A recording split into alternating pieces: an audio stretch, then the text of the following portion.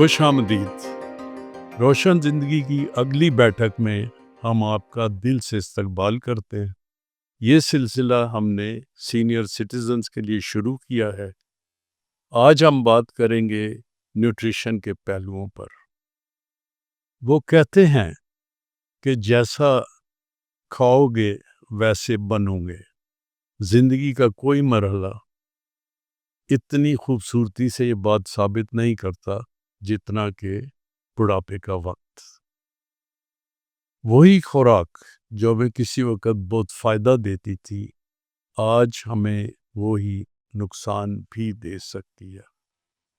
आज हम बात करेंगे डॉक्टर प्रोफेसर हाजरा अहमद से, जो न्यूट्रिशन के बारे में बखूबी जानती हैं कि सीनियर सिटीज़न के खुराक की ज़रूरियात कैसे पूरी की जा सकती है। हम डॉक्टर हाजरा अहमद को खुशामदीद कहते हैं। जी, thank you sir for inviting me in this programme. मेरा ताल्लुक़ अल्लामा इकबाल ओपन यूनिवर्सिटी से रहा है और न्यूट्रिशन मेरा पैशन रहा है और जो मज़ामीन मैं पढ़ाती रही हूँ, उसमें से फ़ेवरेट मेरा होता था न्यूट्रिशन थ्रू लाइफ़ साइकिल। और इसमें जो एल्डरली पॉपुलेशन या अपनी अगर उर्दू ज़बान में कहते हैं तो हमारे बुज़ुर्ग अफ़राद, ये बहुत अच्छा लगता था मुझे, क्योंकि अराउंड कम्युनिटी में अपने पेरेंट्स को देखती थी, बाकी फैमिली में बुज़ुर्गों को देखती थी, तो उनकी जो न्यूट्रिशन सिचुएशन थी, जैसे आइडियल होनी चाहिए, जो हम किताबों में पढ़ते हैं, वैसी नज़र नहीं आती थी। तो इस पे मेरे बहुत से स्टूडेंट्स ने रिसर्च भी की, थीसिस भी एमफिल लेवल के और एमएस लेवल के मोस्टली हमने किए कि यहाँ क्या प्रिवेल कर रहा है, उनको हम कैसे बेहतर बना सकते हैं।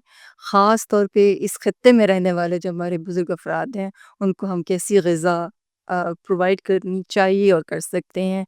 साइंटिफ़िक स्टडीज़ हमने इस पे की। तो अल्हम्दुलिल्लाह एक्सपीरियंस इसको अगर रिसर्च का कह लें या टीचिंग का, तो आई एम सैटिस्फाइड कि whatever I did was the right direction for me. Thank doctor you. साहब, बहुत शुक्रिया आपका, आप रोशन ज़िंदगी का हिस्सा बने। मैं सोचता हूँ कि बहुत मुनासिब होगा और बहुत फ़ायदेमंद होगा अगर आप गुफ्तगू का आगाज़ करें और अपने ख़यालात का न्यूट्रिशन के पहलू पर इज़हार करें, ताकि हम आपसे आपकी तजर्बे, आपके इल्म और आपके तरीके से हम अपने नाज़रीन को मुस्तफ़ीद फरमाएँ। न्यूट्रिशनल गाइडेंस जो है या इसमें रिसर्च मेरा पैशन रहा है, तो ये जो हमने बुज़ुर्ग अफ़राद का अपने पॉपुलेशन पिक किया है, ये बिल्कुल अब मेरे ख़्वाहिश थी कि हाँ, अगर कम्युनिटी में अवेयरनेस के लिए किसी फ़ोरम पे बोला जाए, तो बहुत से लोग मुस्तफ़ीद होंगे। बुज़ुर्ग अफ़राद अल्हम्दुलिल्लाह हमारा मज़हब जो है, हमारा जो कल्चर है, जो हमारी फ़ैमिली की अक़दार हैं, वैल्यूज़ हैं, हम बहुत ब्लेस्ड हैं। हमारे बुज़ुर्ग बहुत ब्लेस्ड हैं एज़ कम्पेयर टू अगर आप वेस्ट करें या डेवलप्ड कंट्रीज़ करें, तो हम इस चीज़ को ओन करते हैं कि वो अपने बुज़ुर्गों को ओल्ड हाउसेज़ में छोड़ आते हैं, क्योंकि उनके पास टाइम नहीं होता। हम बाकी चीज़ों को असाइड करके अपने बुज़ुर्गों को वैल्यू करते हैं, उनका एहतराम करते हैं, उनकी तवज्जो देते हैं और बच्चों को ये सिखाते हैं कि उनकी हमारी ज़िंदगी में क्या जगह है, क्या पोज़ीशन है, ताकि आगे वो भी उसी तरह के ख़्याल रखने वाले बन सकें। तो आपने कहा इस पे मैं बोलूँ, मेरा ख़्याल है ये काफ़ी लंबा आ गया, हम ज़िक्र करेंगे चीज़ों का बहुत सारा। हमारे बुज़ुर्ग, जैसे मैंने कहा कि मोहतरम है हमारे लिए मज़हबी लिहाज से, कल्चरली, तो जॉइंट फैमिलीज़ में मोस्टली रहते हैं। अगर बेटा-बहू साथ रहे हैं, तो बेटियाँ ज़्यादा फ्रीक्वेंटली विज़िट करती हैं अपने बुज़ुर्ग वालिदैन को और हर तरह से उनका ख़्याल रखने की कोशिश करती हैं। उनकी जो भी बात कही जाती है, उसका एहतराम करते हैं। उनकी जैसे अगर हम डब्ल्यूएचओ की डेफ़िनिशन कहें ना कि सेहत क्या है, physical, mental and social well-being हम कहते हैं, ना कि सिर्फ़ बीमारी का एब्सेंस होना। तो बीमारियाँ तो आहिस्ता-आहिस्ता, जैसे आपने शुरू में फ़रमाया कि हम जो खाते हैं वो नज़र आते हैं और इस एज में ज़्यादा प्रोमिनेंट वो हो जाता है। तो उनको हम अवॉइड नहीं कर सकते। ख़ास तौर पे चंद एक बीमारियाँ जिसमें डायबिटीज़ है, हाइपरटेंशन है या क्रॉनिक डिज़ीज़ेज़ जिसको माल न्यूट्रिशन है ख़ास तौर पे अगर ग़िज़ा की हम बात करते हैं तो प्रिवेल करती हैं। हमारे डिस्पाइट कि मैं कहती हूँ कि हाँ, बहुत प्रोटेक्टेड रखते हैं अपने बुज़ुर्गों को, लेकिन अगर आप कंपेयर करो डेवलप्ड कंट्रीज़ के साथ, तो वहाँ पे थोड़े से जो फैक्ट्स एंड फिगर्स हैं, वो डिफरेंट हैं। मैं जस्ट कंपेयर कर रही थी द हाईएस्ट जो है केयरिंग कंट्री अगर कह लें क्योंकि उनकी बुज़ुर्गों की लाइफ़ एक्सपेक्टेंसी है या एवरेज पॉपुलेशन का पार्ट कितना है, तो जापान को मैंने पिक किया। जापान में average life male and female की मिला के कोई 84.4 ईयर्स बनती है जबकि पाकिस्तान में 68 ईयर्स है। There is difference of a lot of years. इससे भी कम और है ममालिक जिनमें एवरेज लाइफ कम है लेकिन अगर आप इन दो ममालिक को कंपेयर करें तो वे स्टैंड रीज़न बीइंग कि मल्टीपल रीजंस हैं हम ज़हनी तौर पे या जो हमारे अक़दार हैं उसके लिहाज से तो हम बहुत ख़्याल रखते हैं लेकिन चूँकि एक मल्टीपल फैक्टर्स आ जाते हैं अफोर्डेबिलिटी है जिसमें पॉकेट इजाज़त नहीं देती एक स्टैंडर्ड फैमिलीज़ हैं जो न्यूट्रिशन उन बुज़ुर्गों को मिलनी चाहिए उस तरह से नहीं मिल पाती। लैक ऑफ एजुकेशन सबसे बड़ी वजह है कि बच्चों को मालूम ही नहीं होता कि बुज़ुर्गों को किस तरह की हमने खुराक देनी है। तो इन सारी चीज़ों को सामने रखते हुए अगर हम देखें तो पाकिस्तान में लाइफ एक्सपेक्टेंसी कम है। परसेंटेज ऑफ एल्डरली पॉपुलेशन या बुज़ुर्गों की age compare to again I will give example of Japan बहुत कम है। अगर हम कंपेयर करें टोटल पॉपुलेशन से तो हमारे पास जो एडोलेसेंट्स हैं या बच्चों की पॉपुलेशन ज़्यादा है, वो इतनी लाइफ एक्सपेक्टेंसी नहीं है, वो पहले अल्लाह के प्यारे हो जाते हैं। तो on the average 8% population 7 to 8% Pakistan की एल्डरली पॉपुलेशन है और बाकी रिमेनिंग जो है बच्चे भी हैं, बुज़ुर्ग आई मीन एडल्ट्स भी हैं और एडोलेसेंट्स भी हैं, वो उसमें आते हैं। लेकिन अगर आप कंपेयर करेंगे हम विद जापान तो 28% पॉपुलेशन जो है वो एल्डरली की बुज़ुर्गों की है। रीज़न बीइंग कि they are rich countries. They have better health facilities. They have got coaching and guidance centers for nutrition particularly कि इनको कैसी खुराक देनी है तो नतीजा क्या निकलता है कि they are independent, quality of life is better as compared to ours. To us, yeah. तो अगर आप डेफिनेशन में जाएँ ना एल्डरली की तो हमारी जो एल्डरली पॉपुलेशन की डेफिनेशन है वो 60 साल से शुरू हो जाती है। 60 साल को हम रिटायर कर देते हैं कि ये बंदा रिटायर हो गया। रिटायर के मतलब मुझे तो बड़े बुरे लगते हैं कि हाँ बेकार हो गया किसी काम का नहीं है। हालाँकि ज़िंदगी वहाँ से शुरू होती है। आपके पास एक्सपीरियंस है, आपके पास एनर्जी है। डेवलप्ड कंट्रीज़ में आप चले जाएँ उनकी रिटायरमेंट 65 ईयर्स रही है और अब तो उन्होंने मज़ीद एक्सटेंड कर दी है। ये मोस्ट प्रोडक्टिव टाइम जो है हमारा based on the experience and knowledge between 60 and 70 होता है। तो हम 60 साल का करके साइड पे कर लेते हैं। Yeah. ख़ास तौर पे जो हमारी ख़वातीन हैं वो तो उससे भी पहले वो उससे भी पहले कि घुटने और टखने लेके बैठ जाती हैं, बहुएँ आ जाती हैं, जी हमने अपना काम कर लिया अब हमने नहीं करना। तो दे थिंक कि हाँ, चूँकि अब हम बुज़ुर्ग हो गए हैं, तो हमें हाथ-पाँव नहीं हिलाने हैं, हिलाने चलते-फिरते रहना तो चाहिए। ये मेंटल कहना चाहिए एक सोच की ये तो बात है। सोच पे हमें तो डॉक्टर साहब यहाँ जो फिर मेरे जहन में जो ख्याल आ रहा है वो ये है कि क्या खुराक की ज़रूरियात जो हैं वो बुज़ुर्गों में और जवानों में क्या बहुत फ़र्क होता है इनकी खुराक की ज़रूरियात में? जी, बिल्कुल फ़र्क होता है। रीज़न बीइंग कि जवान लोग उनमें जो ग्रोथ का एलिमेंट है, जी। वो भी जारी होता है। अच्छा जी। उनकी प्रोडक्टिव लाइफ़ होती है, बच्चे पैदा भी हो रहे हैं, बड़े भी हो रहे हैं, उन जॉब्स भी हैं डिमांडिंग लाइफ़ है, उनको खुराक की ज़्यादा ज़रूरत होती है। जब वो अपने आप को हम बुज़ुर्ग मान लेते हैं, हम बैठ जाते हैं, तो हमें ना उतनी एनर्जी की ज़रूरत होती है, ना उतने बाकी न्यूट्रिएंट्स की कंपैरेटिवली कम होती है। जी। हमारा जो खाने-पीने का स्टाइल है अम, जिसको food I mean meal pattern कह लें कि वो हैवी लार्ज मील्स हम बर्दाश्त नहीं कर सकते जब बुज़ुर्ग हो जाते हैं जी, तो। जी। जबकि जो प्रोडक्टिव लाइफ़ में हैं, एक्टिव लाइफ़ में हैं, वो खा लेते हैं, कंज़्यूम करते हैं, एक्सरसाइज़ करते हैं और जिस्म पे उनके नहीं चढ़ता। तो हमें बड़ा कैलकुलेटेड किस्म का डाइट लेना राइट। चाहिए ताकि हमारी जो बॉडी नीड्स हैं वो भी पूरी होती रहें और हम कमज़ोर भी ना पड़ें और कॉम्पोज़िशन थोड़ी-सी बदल जाती है क्योंकि इसमें कैलोरीज़ हमें कम लेनी है। जिसमें कैलोरीज़ मोस्टली चिकनाई वाली चीज़ों में बहुत ज़्यादा होती हैं। जी, जी। कार्ब्स जिसको आप अनाज कहते हैं, इसमें बहुत आप क्योंकि हमारा स्टेपल डाइट है, हमारा रोटी चावल पे गुज़ारा होता है, तो चूँकि हम ज़्यादा खा जाते हैं, बुज़ुर्गों के मज़े की बात ये है कि पता भी नहीं चलता कितना खा रहे हैं। उनके टेस्ट बड्स वो नहीं रहते जो जवानों के होते हैं, तो उनको थोड़ा-सा हमें गाइडेंस दे के प्लान करके देना चाहिए, ताकि वो उस तरह का वेट गेन भी ना करें क्योंकि जो मोटापा है, वो बहुत सी बीमारियों का जड़ है। जब तक आप अपने आप को फिट नहीं रखेंगे, आप किसी न किसी बीमारी में लपेटे जाएँगे। डॉक्टर साहबा, इसमें मैंने मेरी ऑब्जर्वेशन में भी आता है और शायद हम खुद भी यही करते हैं कि जब भूख लगती है तो बजाय हम कोई हेल्दी इस तरह के खाने के, हम ओल्ड एज में जाके हम कहते हैं चलो यार ये बिस्किट पड़ा खा ले, ये मिठाई पड़ा खा ले, वो शुगर भी मिल गई, चलो थोड़ी देर के लिए शुगर की स्पाइक भी आ गई। लेकिन मैं खुद भी ये बात सोचता हूँ कि ये बहुत नुकसानदेह बात है। आप इसको कैसे देखती हैं कि ये सीनियर सिटीजन्स को ये करना चाहिए? यहीं से खराबी शुरू होती है।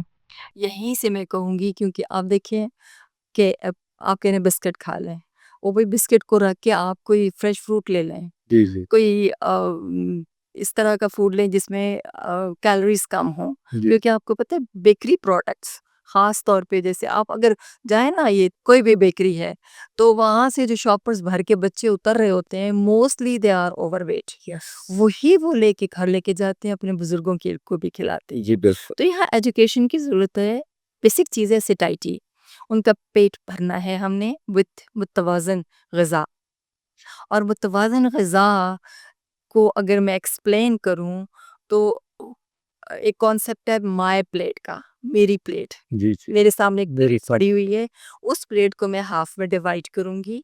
हाफ़ प्लेट जो है वो हमारी सीज़नल पे मैं ज़ोर दूँगी, फ्रूट्स एंड वेजिटेबल्स का होना चाहिए। बाकी हाफ़ को आप 2 में डिवाइड कर दीजिए, जिसमें आपका कोई भी प्रोटीन जिसमें दाल भी प्रोटीन बहुत अच्छी होती है उसमें, चने हैं, गोश्त है, कीमा है, जो आपको पसंद है और तीसरे हाफ में आपकी स्टेपल डाइट है जैसे राइस है या रोटी है वो आप रखिए। तो बुज़ुर्गों को भी फ़ोकस किस पे है? फ्रेश फ्रूट्स एंड वेजिटेबल्स और वो भी मौसमी।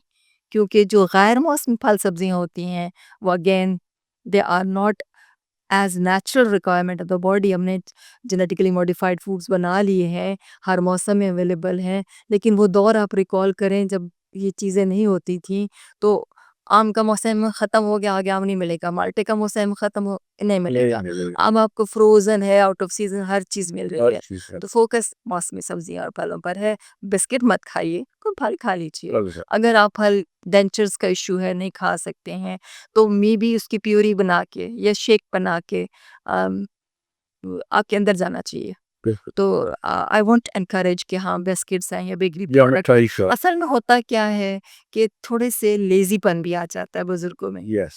अगर आपके बच्चे कमिटेड हैं, अवेलेबल नहीं हैं और उन्होंने कोई इस तरह का आपके लिए प्लान नहीं रखा हुआ, तो फिर जो मिल गया खा लिया। या मोस्टली हमारे बुज़ुर्ग ख़ास तौर पे शहरों में बच्चे बाहर चले गए, माँ-बाप अकेले यहाँ रहे हैं, तो वो बॉदर ही नहीं करते कि हम अपने लिए फ्रेश खाना बनाएँ या ले आएँ, क्योंकि उनको जाना पड़ेगा ग्रोसरीज़ की शॉपिंग के लिए, आके बनाना पड़ेगा। जो मिल गया खा लिया, जो मिल गया खा लिया is not at all advisable. It should be a planned diet as per needs of the body. या अच्छा डॉक्टर साहब, सीनियर सिटीजन के आप जो न्यूट्रिशन के मसाइल जो हैं, जो बड़े मसाइल हैं, वो आप क्या देखती हैं और उन मसाइल का सेहत पर और रोज़मर्रा ज़िंदगी पर क्या असर आता है? जी, मैंने शुरू में ज़िक्र किया था, अगर न्यूट्रिशन से ही हम शुरू करते हैं, बाकी उसमें से ओरिजिनेट होते हैं मसाइल, वो मैल न्यूट्रिशन है। मैल मीन ठीक नहीं है, ग़िज़ा जो दी जा रही है वो अच्छी नहीं दी जा रही है। या तो ओवर न्यूट्रिशन हो रही है उनकी, या उनकी अंडर न्यूट्रिशन हो रही है, मतवाज़न ग़िज़ा नहीं जा रही है उनके जिस्म में। तो मोस्टली हमारे उसमें होता ये है, वैसे तो ये वेरी करता है एक क्लास से दूसरी क्लास तक, लेकिन जहाँ पे नेग्लेक्टेड हमारे बुज़ुर्ग अफ़राद हैं, तो वो अंडर न्यूट्रिशन की तरफ चले जाते हैं। उनको वो ग़िज़ा नहीं मिल रही होती जिसको मैं मतवाज़न ग़िज़ा कहती हूँ, जिसमें तमाम ग़िज़ाई अज़्ज़ा, जिसमें हम कहते हैं कि हाँ, मैक्रो बड़ी अमाउंट में चाहिए होते हैं, माइक्रो छोटी अमाउंट में चाहिए होते हैं। वो ना मिले एक ख़ास तनासुब के साथ, तो वो मैल न्यूट्रिशन का शिकार हो जाते हैं। मिसाल मैं आपको देती हूँ कि जैसे मैक्रो न्यूट्रिएंट्स हैं जिसमें कार्बोहाइड्रेट, नशास्ते वाली चीज़ें हैं, मैं उर्दू में बात करने की जी। कोशिश करूँगी। प्रोटीन्स या गोश्त वाली जो चीज़ें हैं, और चिकनाई जिसमें घी, पनीर, मक्खन और ये सारी चीज़ें आ जाती हैं। तो ये हमारे मैक्रो न्यूट्रिएंट्स इससे हम ड्रॉ करते हैं। जबकि जो माइक्रो न्यूट्रिएंट्स हैं जैसे विटामिन्स एंड मिनरल्स हम कहते हैं जिनको, वो मोस्टली हमें आ रहे होते हैं फलों और सब्जियों से। जी। हुँ? हुँ। अगर फलों और सब्जियों की मिक़दार हमारे डाइट में कम है, तो वो ऑटोमेटिकली निकल जाएँगी। फलों और सब्जियों से हमें बहुत से और मुफ़ीद चीज़ें जैसे एंटीऑक्सीडेंट्स से मिल रहे होते हैं, जो कि किल करते हैं ऐसे अज्ज़ा को हमारी बॉडी में, जो हमारे लिए मुज़र सेहत होते हैं। जी। तो जब हम ताज़ा सब्जियाँ और फल को इग्नोर कर देंगे, तो हम कई बीमारियों का शिकार हो जाएँगे। हमें पता नहीं चलता। दिखने में जैसे मैं आपको देख रही हूँ, माशाल्लाह यू लुक सो हेल्दी, ठीक है, आपकी न्यूट्रिशन ठीक है। लेकिन अगर आप लैब्स में चले जाएँ और जो माइक्रो न्यूट्रिएंट्स या जो माइन्यूट अमाउंट या हमें चाहिए होते हैं, उनका आप कराएँ, तो मोस्टली हमारे जो बुज़ुर्ग अफ़राद हैं, हिडन हंगर जिसको हम कहते हैं, जो हमें नज़र नहीं आती, जिस्म के अंदर होती है, उसका शिकार होते हैं कि वो उनका एचबी लेवल्स या हीमोग्लोबिन लेवल्स या वो अनीमिया का शिकार, एक ही बात है, होते हैं। दूसरा, कुछ सप्लीमेंट्स जैसे देने पड़ते हैं हमें, डेफ़िशिएंसी ख़ास तौर पे कैल्शियम की हो जाती है, बोन्स ऑस्टियोपोरोसिस शुरू हो गया, भुरभुरी होना हो गई, हड्डियाँ शुरू, और फिर जैसे छोटी-सी चोट लगी तो हड्डी टूट गई, गिरे तो कूल्हे की हड्डी ख़ास तौर पे मुतासर होती है। इसी तरह vitamin D bone forming vitamin है, उसकी डेफ़िशिएंसी तो हमारे 80-90% पॉपुलेशन में वैसे भी पाई जाती है। और B12 again blood forming vitamin है। इन 3 का तो हम कहते हैं कि ख़ास तौर पे ध्यान रखना चाहिए। एग्ज़ैक्टली। तो आपने पहले जो फरमाया था, चंद ऐसी बीमारियों का जो सीनियर सिटीज़न्स को हो जाती हैं, जिसमें शुगर है, हाई ब्लड प्रेशर है, जोड़ों का दर्द है। तो इन चीज़ों से बचने के लिए ऑब्वियसली हो जाएँ तो वो तो एक डिफरेंट बिल्कुल फ़ील्ड आ जाती है, उसमें तो फिर मेडिकल फ़ील्ड इन्वॉल्व हो जाती है। लेकिन अगर आप इनसे बचना चाहें किसी हद तक, तो आप किस तरह अपनी न्यूट्रिशन का ख़्याल करें कि आप के ऊपर इस किस्म की जो बीमारियाँ हैं, वो आपके ऊपर सवार ना हों? आपने शुरू में बात की कि हम जो खाते हैं, वो हम नज़र आते हैं। बिल्कुल। हमारी जो ईटिंग हैबिट्स हैं या फूड हैबिट्स हैं, शुरू से जो हमारी बन जाती हैं, वो आखिर तक रहती हैं, चेंज होना बड़ा मुश्किल हो जाता है। चाहे आप अमेरिका चले जाएँ, चाहे आप कहीं कनाडा चले जाएँ, जो आप पाकिस्तान से लेकर गए हैं, आपकी मोस्टली कोशिश वही होती है कि वो खाने को वहाँ भी मिले। तो होता ये है कि अगर आपका बचपन, नौजवानी, एडल्टहुड गुज़री है ऐसे जंक फूड्स खाने में कि जिसमें कैलोरीज़ बहुत ज़्यादा थीं, जिसमें इम्बैलेंस्ड न्यूट्रिशन थी, मतवाज़न नहीं था, तो बुढ़ापे में आपको यकीनन जिन बीमारियों का आपने ज़िक्र किया है, मैं 99% कहती हूँ कि वो आप होना बिल्कुल बरहक हो जाता है। डायबिटीज़ की वन बाय वन अगर हम बात करें, आपने बात की, तो डायबिटीज़ होने के मल्टीपल फैक्टर्स हैं। एक तो जेनेटिक्स में आता है, अगर आपकी फैमिली में है, फिर तो आपको बहुत मोहतात रहना पड़ेगा। नहीं भी है तो आपको एहतियात करना पड़ेगी, अपना वेट मैनेजमेंट जो है वो बहुत ज़रूरी है। हो जाती है इन केस जैसे आपने कहा, तो उसमें चंद एक डाइटरी गाइडलाइंस हैं जिस पे हम फ़ोकस करते हैं कि we will have to check the calories, the type of food we are eating, the frequency of meals we are having. तो शुगर की बीमारी जैसे है, मोस्टली इसमें जो कल्प्रिट होता है वो रिफाइंड कार्बोहाइड्रेट्स होते हैं, जिसमें रिफाइंड मैदा जैसे है या बेकरी प्रोडक्ट्स का आपने नाम लिया, इसमें बहुत कंट्रीब्यूट करते हैं। यहाँ पे हम कहते हैं कि उनको डाइटरी फाइबर उनके डाइट में ज़्यादा होना चाहिए, और जो आटा या रोटी वो भी वो खाते हैं, तो छान लें, देख लें उसमें कोई कचरा-वचरा नहीं तो वापस डाल दें। उसी को भून के उसमें जो छिलका होता है ना, जी, जी। उसमें बहुत से बी कॉम्प्लेक्स विटामिन्स होते हैं, प्लस बहुत अच्छा डाइटरी फाइबर होता है। गट हेल्थ के लिए वो बहुत अच्छी होती है। सो डाइटरी फाइबर हमारा डाइट में अच्छा होना चाहिए। लो ग्लाइसेमिक इंडेक्स के हम फूड्स कहते हैं कि ऐसा फूड हो जो शुगर को बड़ा कम रेज़ करे और हमारा पेट भी भरा रहे और हमें रिक्वायर्ड ग़िज़ाइयत भी उससे मिलती रहे। वन थिंग कि we have to go for the whole grains. हुँ? जी, जी। डाइटरी फाइबर हमें फल और सब्जियों से भी मिलता है, वो भी ऑब्वियसली पार्ट ऑफ डाइट होता है। जैसे मैंने कहा प्लेट का आधा हिस्सा वो जो है फ्रूट्स एंड वेजिटेबल्स का होना चाहिए। तो मकसद ये है कि यहाँ पे डायबिटिक्स को हम लो ग्लाइसेमिक इंडेक्स फूड्स देंगे, they can have the protein वो अपनी मर्ज़ी की खा सकते हैं, लेकिन मोस्टली वी से कि white meats are better than the red meats for all populations, लेकिन for particularly for the elderly population जिसमें मछली का है या चिकन है या लीन मीट्स हैं जिसमें चिकनाई कम हो, प्रोटीन का पार्ट हो गया। तो डायबिटिक्स इसके साथ इनको बहुत लिक्विड पानी की बहुत ज़रूरत होती है और water is the best drink अगर आई वुड से कि जो हम जूसेस देते हैं ये जो सिंथेटिक किस्म के जूसेस हैं इससे बिल्कुल इज्तनाब करना चाहिए और सादा पानी बेहतरीन है। हमारे कभी देहातों में लस्सी हुआ करती थी, बटर मिल्क जिसमें से फैट निकाल लिया जाता था, वो एक बेहतरीन ड्रिंक थी जो कि अब नहीं रही, लेकिन ज़रूरत के तहत बनाई भी जा सकती है। हाइड्रेशन का ख़्याल रखें, डाइटरी फाइबर का ख़्याल रखें, फ्रीक्वेंसी ऑफ मील्स की मैंने बात की, शुरू में भी हम थोड़ा-सा उसका ज़िक्र छेड़ा था, ख़ास तौर पे डायबिटिक्स के लिए स्मॉल फ्रीक्वेंट मील्स, बहुत हैवी मील्स नहीं होने चाहिए। थोड़े-थोड़े यानी usually we advise 6 meals a day, लेकिन पोर्शन साइज़ का। एक कॉन्सेप्ट जो बहुत बुरा हमारे सोसाइटी में फैला हुआ है जो कि नई रिसर्च उसको डिनाई करती है कि आप छोड़ दें, ये आम मौसम में आया नहीं खाना आप डायबिटिक को, अंगूर नहीं खाना इसमें शुगर बहुत ज़्यादा है नहीं खाने। जो न्यूट्रिशनिस्ट्स हैं वो अब ये कहते हैं, इवन इसको फिजिशियंस भी एंडोर्स करेंगे कि आप सब कुछ खाएं लेकिन पोर्शन साइज कंट्रोल करें, उसकी अमाउंट कम कर दें और अल्लाह की नेमतों का शुक्र करते हुए you can have everything in your या डाइट। एक ये है कि सीनियर सिटीजन्स क्या पानी को किसी तरह ना पी के या कम पी के अपने आप को कुछ नुकसान पहुंचाते हैं या नहीं पहुंचाते हैं? और दूसरे उनको कैसे फैमिली कैसे ये इंश्योर करे कि एक जो सीनियर सिटीज़न है घर में वो अपनी लिक्विड पूरा प्रॉपरली ले रहे हैं? इत्तेफाक की बात है मैं कल एक किसी का प्रोग्राम देख रहा था डॉक्टर का।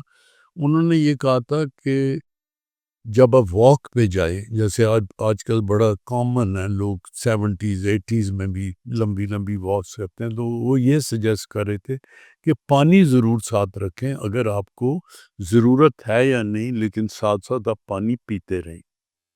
तो इसके बारे में आप क्या फरमाइए? जी सर, इस सवाल का पहले जवाब दूँगी और पिछले के 2 हिस्से हमारे पास रह गए। आर्थराइटिस था और हाइपरटेंशन जी। थी, वो हम बाद में करते हैं। बहुत इंपॉर्टेंट क्वेश्चन है।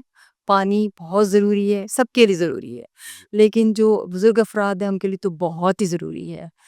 Again I would refer to the food guide pyramid जिसकी मैं बात कर रही थी, गूगल करके देखें ना आपको मिल जाएगा। उसमें लिखे हैं कि food guide pyramid for the elderly. जी, जी। उसमें एक नॉर्मल पिरामिड बना होता है कि कौन से ग़िज़ाएँ हमारे कितनी सर्विंग्स कितनी अमाउंट में चाहिए होती हैं। पिरामिड मीन्स के बेस उसकी चौड़ी होती है, ऊपर से वो टिप्ड होता है। हुँ? तो उसमें अगर एल्डरली का आप देखें ना तो पिरामिड की बेस में 8 ग्लास पानी के आपको नज़र आएँगे, जो कि बाकी पॉपुलेशन में नहीं होते। पीना उनको भी है, लेकिन ये ख़ास रिमाइंडर है कि इनके लिए पानी बहुत बहुत ज़रूरी ज़रूरी। है और कम से कम 8 गिलास इन अ डे ताकि उनके जो जिस्म के सिस्टम्स हैं जिसमें डाइजेस्टिव सिस्टम है या सर्कुलेटरी सिस्टम है, ये अपने काम करते मेटाबॉलिज़्म में काम करते रहें और उनकी जो स्किन है वो और जो एकदम जल्दी झुर्रियाँ पड़ जाती हैं, उनको अवॉइड करने के लिए बहुत ज़रूरी है। इसमें मैं अक्सर अपने स्टूडेंट्स को ये कहा करती थी। अच्छा अगेन ट्रेजिक बात ये है कि बुज़ुर्गों को फ़ील भी नहीं होता कि उन्हें प्यास लग रही है और सूखे होंगे, बैठे होंगे, लगी हुई है फ़ील मैंने कहा ना टेस्ट बड्स जो उनके वो सेंसेस कम हो जाती हैं। तो बच्चों का फ़र्ज़ है कि वो आते-जाते में 1 ग्लास पानी का भरें और अपने वालिदैन या दादी-दादा हैं, उनके सामने रखते हुए जाएँ कि ये पानी आपने नहीं पिया था, अभी पानी पी लीजिए।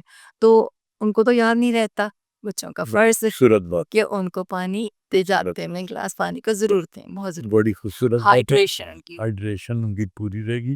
डॉक्टर साहब आपने कहा 8 गिलास, अ, क्या 8 गिलास का ये मतलब है कि आप 1 गिलास लें और पूरा पी जाएँ, या आपको दिन में मुख्तलिफ टाइम में कभी 2 सिप ले लिए, कभी आप आधा गिलास पी लिया, तो आपने 8 गिलास रफली ऑब्वियसली पूरे कर लिए। कौन-सा तरीका ज़्यादा मुनासिब है? अच्छा 8 का तो मैंने एक स्टैंडर्ड या एवरेज होना जी, चाहिए। बिल्कुल ऐसे ही। ये थोड़ा-सा वेरी कर सकता है, इकट्ठे नहीं पीना। अगर आपका दिल नहीं चाह रहा पूरा ग्लास एक दफ़ा पीने को, तो लेकिन आपने इतनी अमाउंट इन अ डे पूरी करनी है। इससे ज़्यादा भी हो सकती है। या जैसे गर्मियों का मौसम हमारे पास बहुत शदीद होता है, उसमें पसीना भी बहुत आता है, तो उसमें पानी ज़्यादा कंज़्यूम होने का ज़ाहिर है एहतमाल होता है और होना भी चाहिए।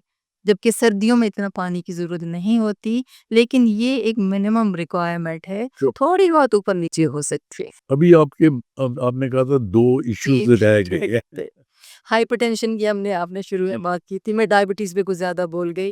कोई तो हाइपरटेंशन, ब्लड प्रेशर अगर again it's part of that dietary habits game जो हम खेल चुके हैं, हमने अपने खुराक का बचपन में, जवानी में ख़्याल नहीं रखा, तो हाइपरटेंशन जैसे ही आप क्रॉस करते हो 40s, लेट 40s, 50s में तो डेफ़िनिटली आपको क्वालिटी ऑफ लाइफ़ बेहतर बनाने के लिए या डिफरेंट बीमारियों से क्योंकि हाइपरटेंशन को बीमारियों की जड़ भी कहा जाता है। तो डॉक्टर या आपका फ़िज़िशियन छोटी-मोटी टैबलेट पे डाल देगा कि आपका I mean blood pressure maintain रहे। इसके लिए before you go on the tablets take care of your diet. अपनी ग़िज़ा का ख़ास ख़्याल रखिए। उसमें एक टर्म हम लोग बोलते हैं अगर पढ़े-लिखे बुज़ुर्ग हमारे सुन रहे हैं तो they can Google it out that is dash diet. DASH अच्छा, dietary approaches to stop hypertension। अच्छा, उसमें आप डिटेल में जाएँगे ना, तो वहाँ पे आपको यही नज़र आएगा कि पानी अच्छा पिएँ, फलों और सब्जियों का ज़्यादा ख़्याल रखें, फैट्स कम से कम खाएँ, ख़ास तौर पे जो सिंथेटिक फैट्स हैं जो हमें हम सभी ऑयल्स एंड घी यूज़ कर रहे थे मार्केट में मिलता है, इसकी बजाय अगर आप देसी घी और मक्खन की तरफ आते हैं, तो that is much better for health as compare to these fats and oils available in the market.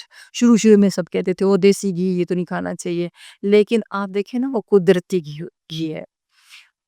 कुदरत ने हमारे जिस्म के लिए एग्जैक्ट सिग्नेचर ऑफ फैट वो बनाया है जो वहाँ से हमें मिल रहा है। जो मैन मेड घी आ रहा है उसमें कुछ ऐसी ट्रांस फैट्स कहते हैं हम जिनको जो कि ख़तरनाक हो सकती हैं हमारी आर्टरीज़ के लिए और आहिस्ता-आहिस्ता वो जमना शुरू हो जाती हैं, रिजिड हो जाती हैं आर्टरीज़। उनको जो अंदर का जहाँ ब्लड फ्लो करता है वो बोर जो है नैरो होता चला जाता है जिससे हाइपरटेंशन ऑब्वियसली ज़्यादा शदीद हो जाती है और जिसमें हार्ट अटैक्स और इस तरह की बीमारियां होने के ज़्यादा खदशात हो जाते हैं। सो डाइटरी हैबिट्स बच्चों पे भी नज़र रखनी चाहिए और बुज़ुर्गों को जब हो जाता है तो ख़ास तौर पे उनको तो डाइट ऐसी देनी चाहिए कि जो कम फैट बेस्ड हो और फैट भी हो जो नेचुरल है।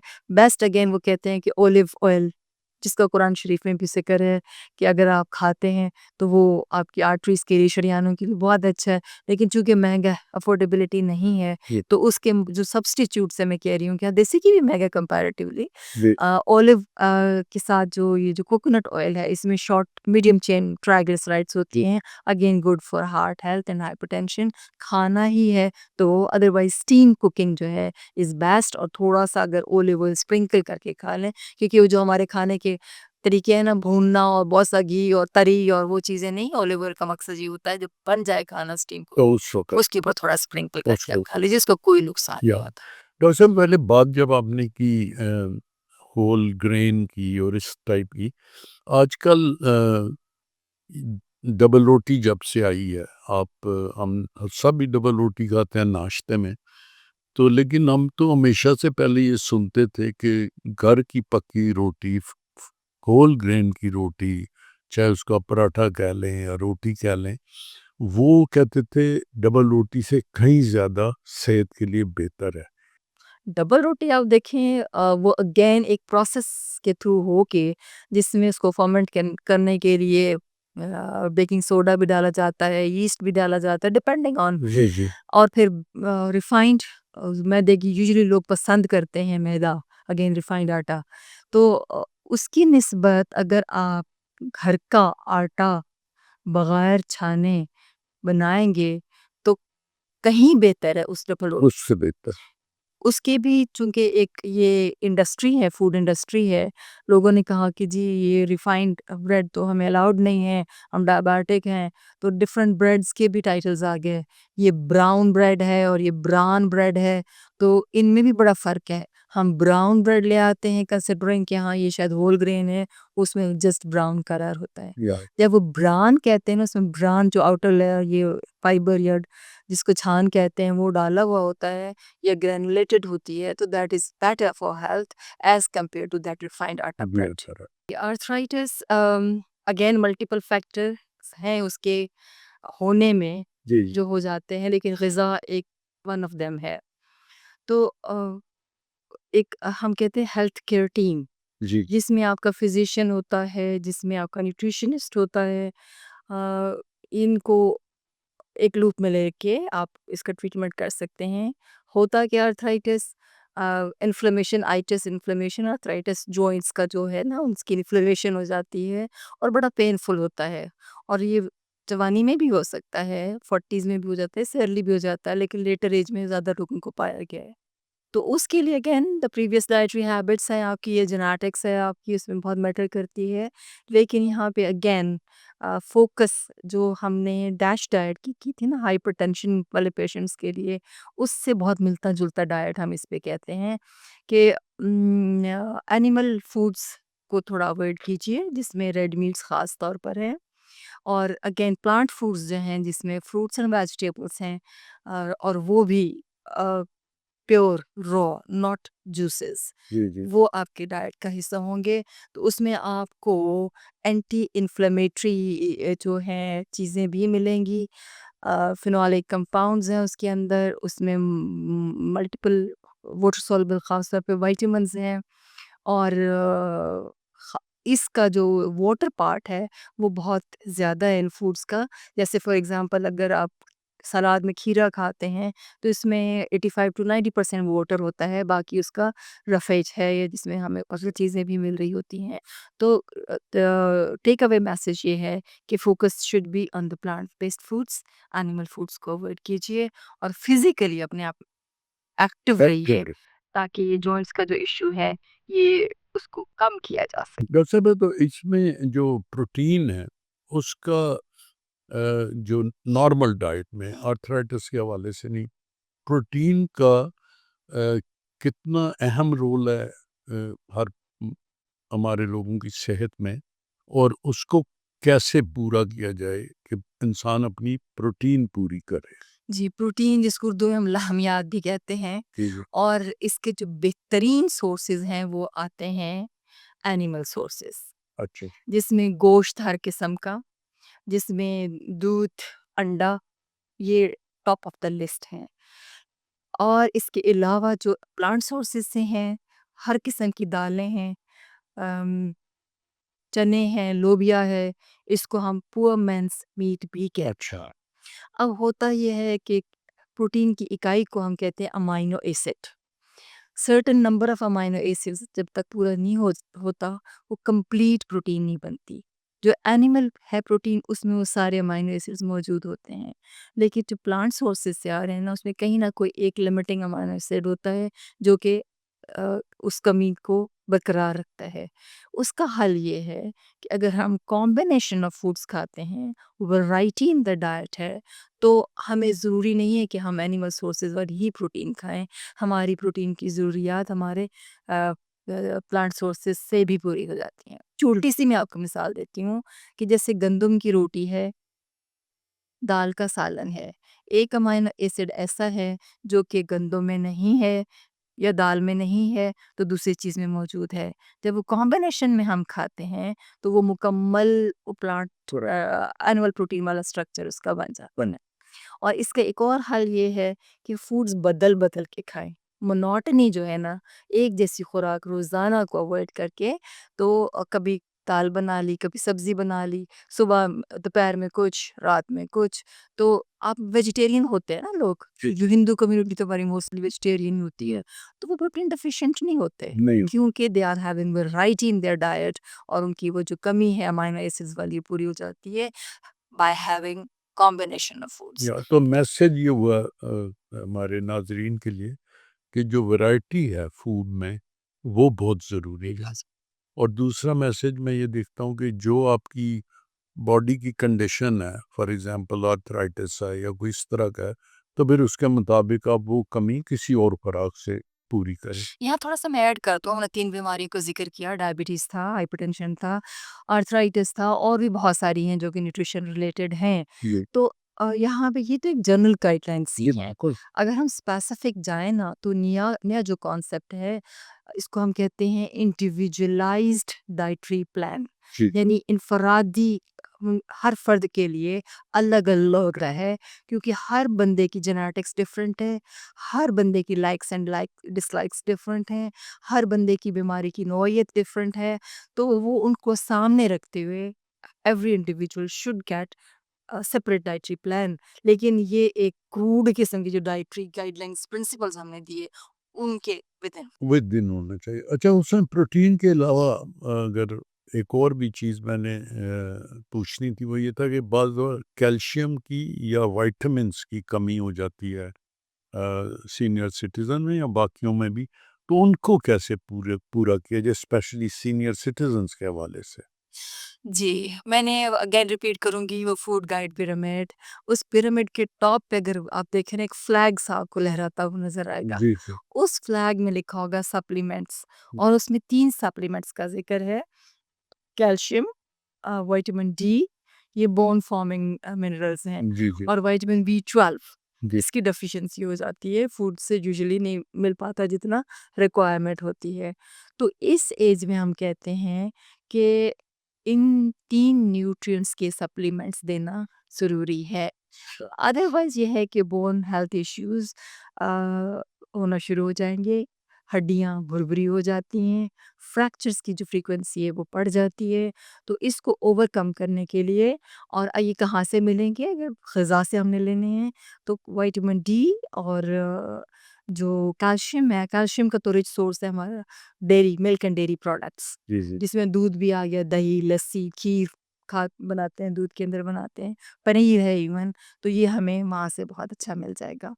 विटामिन डी हमें अगेन जहाँ पे फैट मौजूद है, इसको हम फैट सॉल्युबल विटामिन कहते हैं, जो जहाँ पे फैट वाली चीज़ें ख़ास तौर पे नट्स जो सर्दियों में हम खाते हैं ना अखरोट, जी, जी। बादाम, जी, जी। कोकोनट, इनके अंदर ये विटामिन डी काफ़ी मिकदार में पाया जाता है।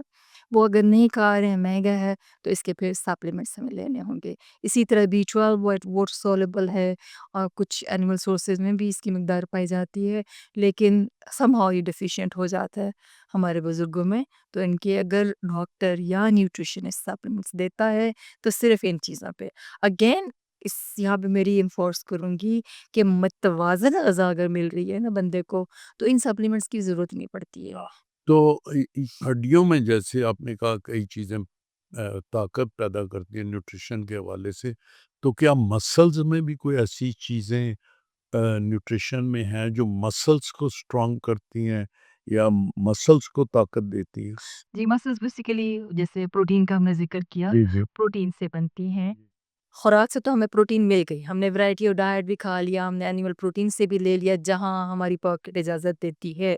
लेकिन इनको ख़ास तौर पे बुज़ुर्गों में स्ट्रॉन्ग बनाने के लिए exercise and physical activity is must. जी, जी। वरना आपकी मसल्स की वो जो टोन है वो ख़त्म होना शुरू हो जाएगी, मसल वेस्टेज शुरू हो जाएगी, ढलक जाएगा जिस्म। तो उसको स्ट्रॉन्ग करने के लिए आपको अपने आप को बहुत एक्टिव रखना बहुत ज़रूरी है। ख़ास तौर पे उन ख़वातीन को जो घर में कहती हैं कि हाँ, बहू रानी आ गई है, अब यही काम करेगी, मैं तो बैठी नहीं हूँ। बैठेंगे। ऐसा नहीं होना चाहिए, आप साथ शामिल हों, हेल्प करें, ये आपकी अपनी सेहत के लिए बहुत अच्छा है और अपने आप को एक्टिव रखिए। वैसे अगर वॉक करते हैं तो मैं जो वॉक का स्टैंडर्ड है, अगर आप अमेरिकन डायटीटिक एसोसिएशन को पढ़ें या इवन पाकिस्तान की डाइटरी गाइडलाइंस आ गई हैं, उसमें कम से कम half an hour 30 minutes walk per day is must और 5 days a week is must. Is a must. तो अक्सर मैं वो खुदा न खास्ता कोई गलत ना बोल जाऊँ, मैं अपने स्टूडेंट्स को ये कहती हूँ कि आप 5 नमाज़ें तो पढ़ते हैं ना, पढ़नी चाहिए, हर मुसलमान पर फ़र्ज़ है। तो इसको भी समझ लीजिए कि ये आपकी सेहत के लिए एक फ़िज़िकल एक्टिविटी है और इसको ये छठी नमाज़ के तौर पे ले लें, तो आप अपने आप को या बुज़ुर्गों को कहें तो फ़िज़िकली एक्टिव रहेंगे वो। हाँ। और ज़रूरी नहीं है कि वो आधे घंटे की लगातार वॉक हो, you can Yeah. Break into halves, 15 minute की एक दफ़ा, 15 मिनट की एक दफ़ा कर लें, तो it will be fine. Doctor साहब, जिस तरह मैंने देखा है, जो कई सीनियर सिटीजन में, इवन यंगर एज में भी ये होते हैं मसाइल, किसी को कब्ज़ है या पेट में गैस है या पेट फूलने का शिकायत है, तो उसके लिए ऑब्वियसली ये मेरा नहीं ख्याल कि सेहत के लिए कोई बहुत अच्छी चीज़ है या बहुत प्लेजेंट एक्सपीरियंस है। तो इसके लिए आप न्यूट्रिशन के हवाले से क्या सजेस्ट करेंगी, क्या करना चाहिए? अगेन उनकी डाइटरी हैबिट्स बहुत मैटर करती हैं। जो ग़िज़ा में जिसको हम रफ़ेज कहते हैं या डाइटरी फाइबर है, उसकी कमी है और हम रिफाइंड फूड ज़्यादा खाते हैं, पानी नहीं पीते, तो कॉन्स्टिपेशन होने का ज़्यादा चांसेस होते हैं। तो अगेन डाइट आपका हाई फाइबर डाइट हो और अपना जो पानी का इंटेक है वो कंप्लीट रखिए, हाइड्रेशन अच्छी हो और इसके साथ सिर्फ बैठिए मत, जिस्म को हिलाएं, एक्सरसाइज करें, वॉक पे जाइए, तो आपका जो ये जो गट मोटिलिटी है या आंतों की जो मूवमेंट है वो बहुत अच्छी रहेगी, क्योंकि शुरू में हमने जिक्र किया था कि उनके सारे बॉडी सिस्टम स्लो हो जाते हैं, जिसमें डाइजेस्टिव सिस्टम भी है, तो उसके जो रिफ्लक्सेस हैं या एक्सपेल करने का, या हम कभी कभी खाना भी फंस जाता है खाते खाते हुए, तो उच्चू सा लग जाता है, पानी पीने पड़ता है। इसी तरह कॉन्स्टिपेशन रिफ्लक्सेस स्लो होते हैं, हो जाती है, तो जिस्म को एक्टिव रखिए। डाइटरी फाइबर अपना डाइट में अच्छा होना चाहिए, रिफाइंड फूड्स अवॉइड करें और पानी मज़ा में अच्छा होना चाहिए। अच्छा, आप क्या देखती हैं कि हमारे मुआशरे में हमारे मर्द लोग शायद ज़्यादा चीज़ों पे एक्टिव भी रहते हैं, उनको बाहर के अंदर के भी काम होते हैं।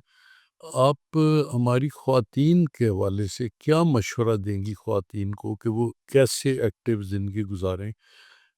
घर के अंदर के अलावा बाहर जो उनको बाहर निकलने से जो माहौल मिलता है, चाहे वो पैदल चलने जा रही हैं या किसी ग्रुप में कुछ ऐसा जॉइन किया हुआ है जहाँ उनको वो एक्सरसाइज मिल रही है, तो उनके बारे में आप क्या राय देंगी और उनको क्या आप मशवरा देंगी?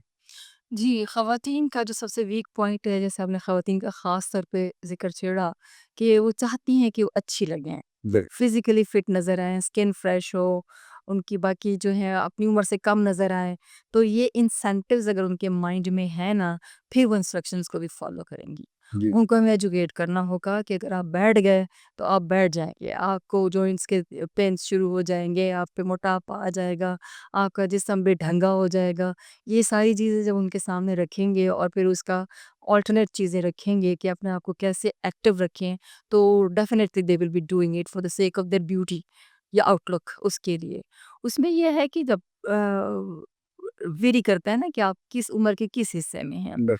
अगर जैसे पाकिस्तान में शुरू हो गया 60 ऑनवर्ड्स, हम कहते हैं कि ये हम उस रेंज में आ गए, तो 60 टू 70 जैसे मैंने शुरू में कहा, तो बिल्कुल कोई जवाज़ ही नहीं बनता कि हम कहें कि ये बुज़ुर्ग हैं बस बैठ गए हैं। Right. उनको अपने आप को बहुत एक्टिव रखना होगा। बहू-बेटियाँ घर में अगर हैं और मार्केट थोड़ी दूर है, तो वो इस उम्र के हिस्से में है कि जाके छोटी-मोटी शॉपिंग भी परचेज़ कर कर सकती हैं। वॉक भी हो जाएगी और उनको एक फ़ील भी होगी कि I am important part of the family. यहाँ पे बुज़ुर्गों को ख़ास तौर पे जो एक होता है ना कि फ़ील आती है कि अब हम में कंडेम हो गए, हमारी कोई ज़रूरत नहीं है। इसको मत उनके होने दीजिए।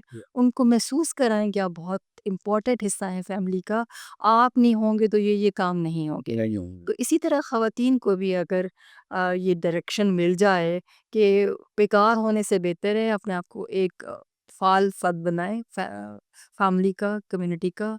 अपने आप में सेहत के लिए बहुत ज़रूरी है कि बेशक घर के अंदर एक्सरसाइज़ करें, छोटी-मोटी, आजकल तो बड़ी गाइडेंस मिल जाती है आपको इंटरनेट पे भी। या नहीं तो ऐसे ग्रुप्स जॉइन कर कर लें, सोशल ग्रुप्स जॉइन या कर लें कि हम और ख़वातीन में बैठ के आप कोई फ़िज़िकल एक्टिविटी करें या कोई सोशल एक्टिविटी करें, ये रिलीजियस एक्टिविटी जैसे हैं आजकल बड़ा इस्लामाबाद में तो ट्रेंड है कि ख़वातीनें दर्स के ग्रुप बनाए हुए हैं, बैठती हैं, आती हैं, वॉक करके आती हैं, अच्छी बातें सुन के भी जाती हैं, वापस जाती हैं। Good for their physical and mental health. हुँ। अपने आप को एंगेज रखें हुँ। Into any activity.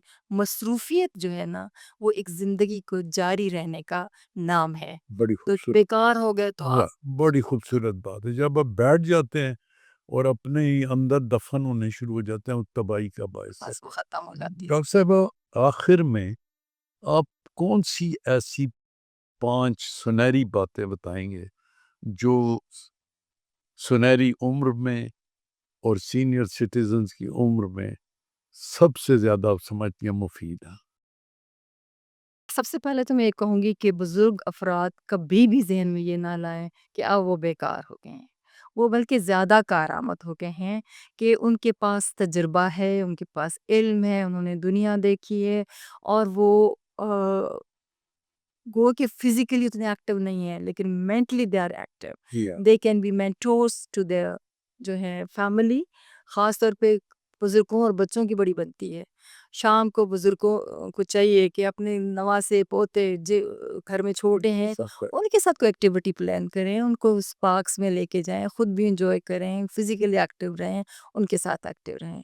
फिर अपने खाने पे कभी कॉम्प्रोमाइज़ ना करें। ना खुद नहीं कर सकते तो उनके लवाहिकीन अगर कोई सुन रहे हैं तो they should plan for their parents grand parents कि उन्होंने जितना ज़िंदगी का हिस्सा आपको दिया है अब वक्त है रिटर्न करने का। ये तो अगर वो डिट्रैक्ट हो रहे हैं उनको थोड़ी सुस्ती आ रही है वो अपने लिए नहीं कर सकते हैं तो उनको इंगेज भी करें साथ अपने और उनको वो प्रोवाइड करें मतवाज़न ग़ज़ा जिसका हम पहले ज़िक्र कर चुके हैं कि उन रूल्स को अपनाते हुए उनको वो खुराक मिले जो उस उम्र के लिए बहुत ज़रूरी है। तीसरा ये है कि हाँ, अपनी पसंद की जो एक्टिविटीज़ हैं उनको वो जारी रखें। ये वो वक़्त है कि जहाँ अब आपको वो 8 टू 4 वाली जॉब नहीं करनी, आपने जाके कोई बिज़नेस स्पॉट पे नहीं बैठना। आप एक दफ़ा बिल्कुल मेंटली फ्री हो गए हैं, आपने बच्चे बड़े कर लिए, ब्याह लिए। अब आपका जो दिल चाहता है, जिससे आपको सुकून मिलता है, वो वो एक्टिविटी ज़रूर कीजिए। जब तक आप चल फिर सकते हैं, चल लें, फिरें और ना बैठें। चलना-फिरना अगर कम भी हो जाता है, तो फिर उसके सहारे हैं, डिफरेंट गैजेट्स हैं, जी, उनके सहारे लेकिन बैठिए मत, बैठिए चलिए ना। बैठ गए तो गए। गए। डॉक्टर साहब, बहुत शुक्रिया, आप हमें प्रोग्राम में आपने वक़्त दिया और बड़े मुफ़ीद मशवरे और बड़ी ही मेरा ख़्याल है इम्पोर्टेंट डिस्कशन हुई इस सब्जेक्ट के ऊपर। हम आपके बहुत ज़्यादा शुक्रगुज़ार हैं, आप तशरीफ़ लाईं और आपने इल्म और एक्सपीरियंस से अपने हमें एक ऐसी राह दिखाई जो सीनियर सिटीज़न्स के लिए बहुत ही खूबसूरत हो सकती है। बहुत शुक्रिया डॉक्टर साहब। जी, I am obliged, I am thank you very humbled और ये आप सदका जारिया एक कर रहे हैं जो लोगों को आप एक अवेयरनेस दे रहे हैं कम्युनिटी में और ख़ास तौर पे इस कम्युनिटी को जिसको यूजुअली कहा जाता है कि अब तो ये उम्र पूरी कर चुके जाने वाले हैं, उनको एक फ़ाल अफ़राद फ़र्द के तौर पे अगर हम कम्युनिटी में लेकर आते हैं तो इससे बड़ी और कोई बात नहीं। बहुत शुक्रिया डॉक्टर साहब।